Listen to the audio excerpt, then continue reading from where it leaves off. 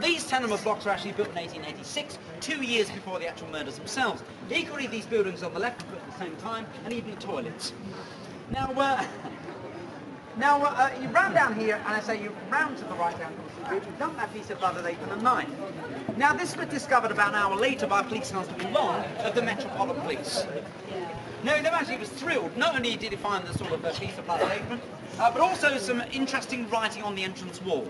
It was in 3 lines written in chalk, and it said this: the Jews are the men that will not be blamed for nothing. The Jews are the men that will not be blamed for nothing. But Jews was misspelled. It was spelled J-U-W-E-S. And it can be pronounced Jew if you're a Freemason. Now this is where we go into the weird and wacky world of the final solution theory, which involves Freemasonry, which involves royalty, which involves Michael Caine, as well as Johnny Depp. Now it's all around a book that came out in 1976. It was called The Final Solution, and it basically said this: it wasn't one man that did the murders, it was a conspiracy of Freemasons, and it was all to do with the big royal cover-up. And one of the clues to Freemason involvement was the way this word was deliberately misspelled. J-U-W-E-S. It can refer to one of their legends or secrets. Now, for a start, who are the Freemasons anyway? I'm telling you, a secret organisation. No, they actually call themselves an organisation with secrets. Oh, what the heck?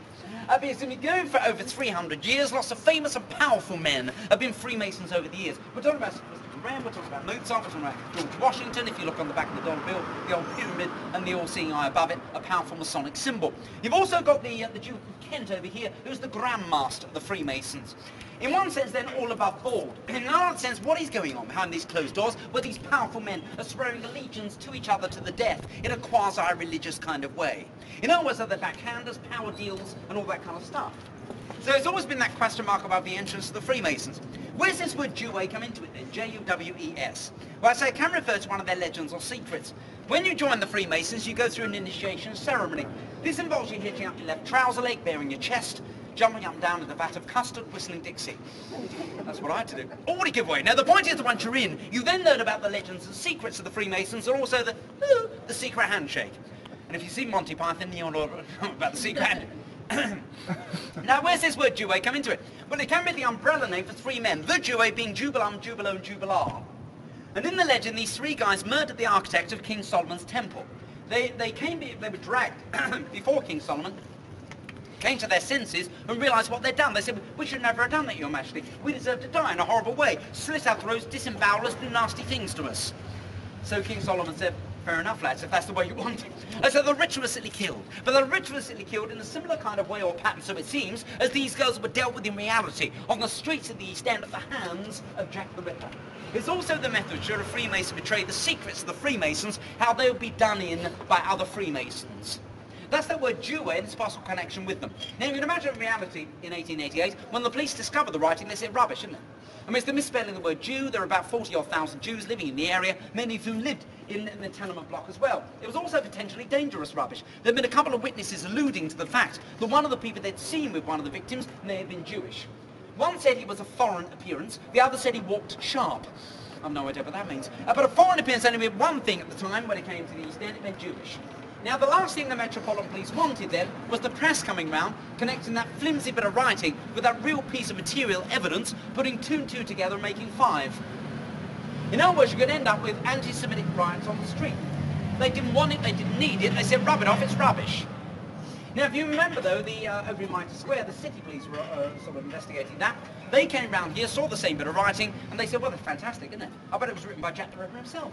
Let's wait until it's light enough, and we'll take a photo of it. And as a result of this, a big clash. In other words, the Metropolitan Police, look, rubbish, rub it off. City police, no, keep it as vital evidence. Well, let's leave that argument amongst the police in 1888 and go forward in time. That was almost there. 1973.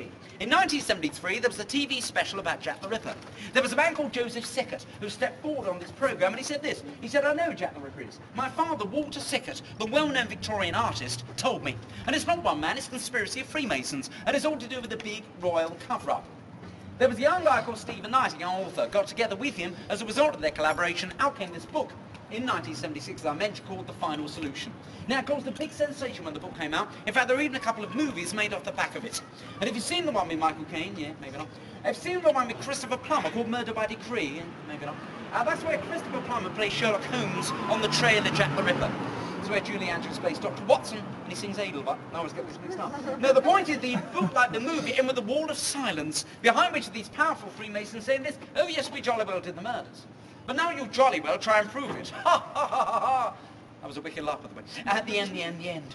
So how's this story, The Final Solution, go? Well, easy. Walter Sickert, the artist, was entertaining royalty in the 1880s, namely the Duke of Clarence, otherwise known as Prince Eddie, because he was in direct line to the throne of England, occupied by his grandmother, Queen Victoria. He was introduced by Walter Sickert, the artist, to one of his gorgeous models, a young girl called Annie Elizabeth Crooke.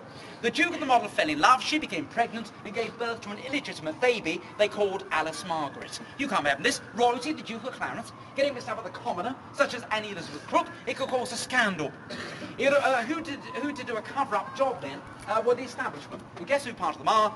Yes, the Freemasons. And it just so happens that Walter Sickert, the artist, was also a Freemason. So he decided on behalf of Queen and Country for him and a few of his Freemason buddies to do the cover-up job. Now, it's easily enough done. The lovers used to meet round his studio. So late one night, two carriages slid down the street. One took the Duke of Clarence back to his palatial elegance. The other took Annie Elizabeth Crooke, the model, into the welcoming arms of another Freemason, a man called Sir William Gull, who was also one of the Queen's private physicians. Now, I'm afraid to say her fate wasn't quite as pleasant. Sir William Gull said to her this, he said, come with me, my dear, we're going to Guy's Hospital. There I'll give you an operation to sort of clear your head. It's called a frontal lobotomy. Oh, my word. After the operation, her mind was so scrambled, she didn't know what day of the week it was. And then giving birth to this illegitimate baby. The baby was sent abroad to the continent to grow up anonymously. Ah, big sigh of relief, said the Freemasons. We've done it now. No one knows about this potential scandal anymore. How wrong they were. Because in the Walter Sickert household was a young girl called Mary Kelly. And Mary Kelly had been nursemaid to that illegitimate baby. In other words, she knew too much. She escaped back to the East End and back to prostitution. But then she made a big mistake.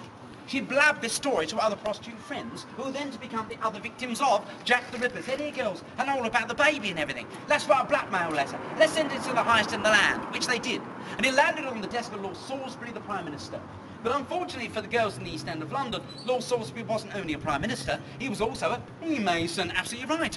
He said, look lads, haven't done the job. All these girls in the East End know about this. You better shut them up and shut them up pretty quickly.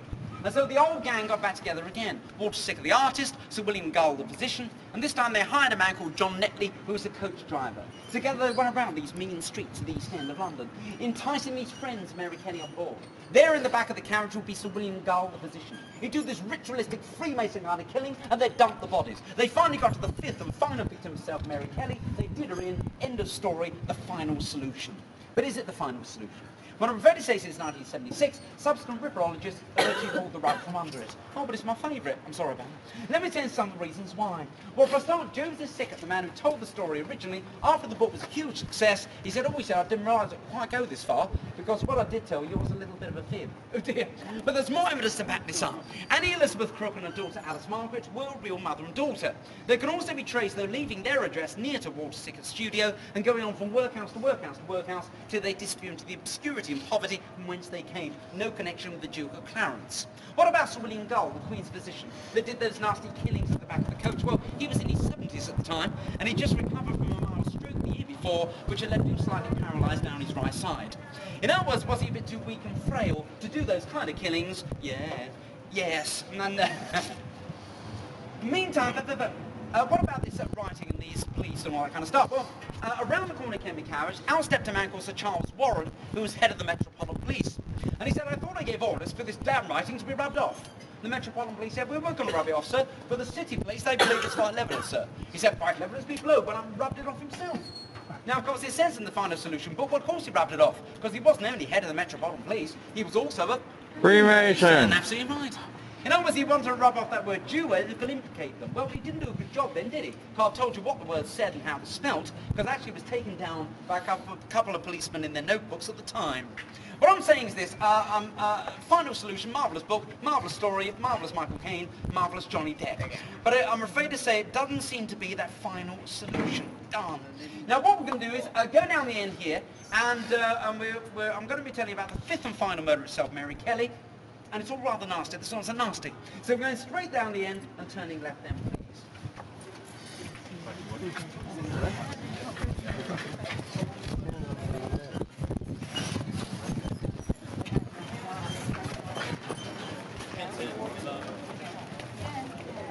See the merch Mansion House.